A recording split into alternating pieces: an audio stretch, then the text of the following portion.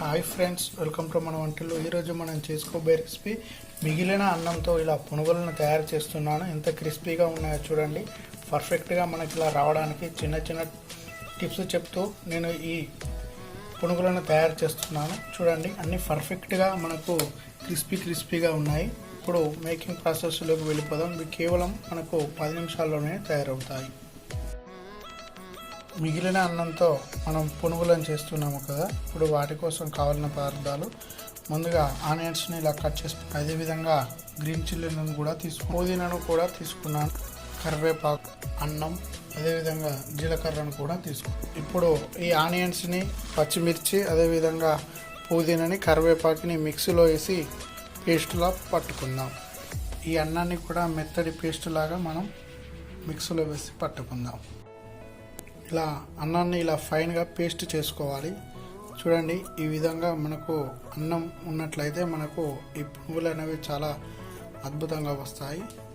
ఇలా కరివేపాకును ఇలా పేస్ట్ చేసుకున్నాను, ఆనియన్స్ కూడా పేస్ట్ చేసుకున్నాను, పచ్చిమిర్చిని కూడా ఇలా పేస్ట్ చేసుకున్నాను, పుదీనాను కూడా ఇలా పేస్ట్ చేసుకున్నాను. అదేవిధంగా నేను శనగపిండిని కూడా తీసుకున్నాను, 1 కప్పు. ఈ కప్పు వేసినట్లయితే మనకు క్రిస్పీగా వస్తాయి మనం చేసుకునే ఈ అన్నంతో పునుగులు అనేవి. ఇప్పుడు వీటిని, ఈ శనగపిండి అనేది ఆప్షనల్ అండి, ఎందుకంటే ఇవి వేసుకున్నట్లయితే క్రిస్పీ కోసం, లేనట్లయితే దీన్ని స్కిప్ కూడా చేయొచ్చు. జీలకర్రని కూడా యాడ్ చేస్తున్నాను, 1 చిటికెడు బేకింగ్ సోడాని కూడా వేస్తున్నాను, అదేవిధంగా 1 చిటికెడు గరం మసాలాని కూడా ఇందులో యాడ్ చేస్తున్నాను. గరం మసాలా వేయడం వల్ల మనకు టేస్ట్ అనేది మరింత పెరిగే అవకాశం ఉంది, అందుకే నేను గరం మసాలాని యాడ్ చేస్తున్నాను. ఇది కూడా ఆప్షనల్ అండి, మీరు కావాలంటే స్కిప్ కూడా చేయవచ్చు. రుచికి తగ్గట్టుగా మీరు ఉప్పుని అడ్జస్ట్ చేసుకుని వేసుకోండి. ఇప్పుడు అన్ని ఇంగ్రీడియంట్స్ని కలిసేలా మొత్తంగా మనం కలుపుకుందాం. ఇలా చూపిస్తున్న విధంగా దీనిని వత్తుతూ మనం ఈ పిండిని తయారు చేసుకోవాలి. మనం అన్నం అనేది మనం ఇళ్ళల్లో మిగిలిపోతే పడేస్తాం కదా, అలా కాకుండా ఒకసారి ఇలా ట్రై చేయండి. పునుగులు అనేవి చాలా టేస్ట్గా వస్తాయి. ఒకసారి తిన్నారంటే మీరు మళ్ళీ మళ్ళీ తినాలనిపిస్తుంది ఈ అన్నంతో పునుగులు.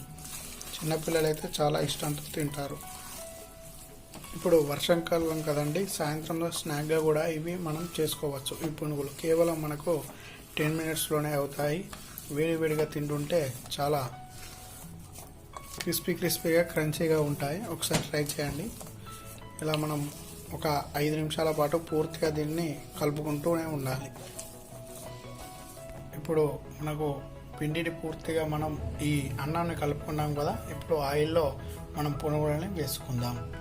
ఇలా మనం బాల్స్ లాగా చేసుకొని వేసుకోవాలి. ఆయిల్ అనేది మనకు లో ఫ్లేమ్లోనే ఉన్నట్లయితే మనకు లోపలగా పూర్తిగా ఉడికిపోతుంది.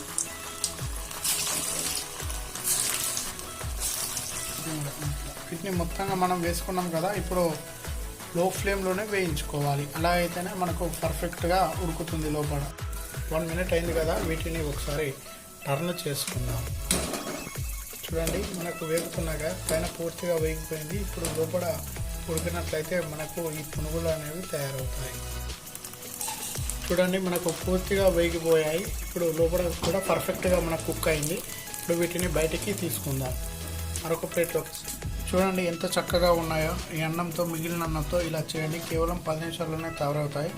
చాలా బాగున్నాయి కదా, లోపల కూడా పర్ఫెక్ట్గా కుక్ అయిపోయింది. బయట అయితే చాలా క్రిస్పీగా ఉన్నాయి.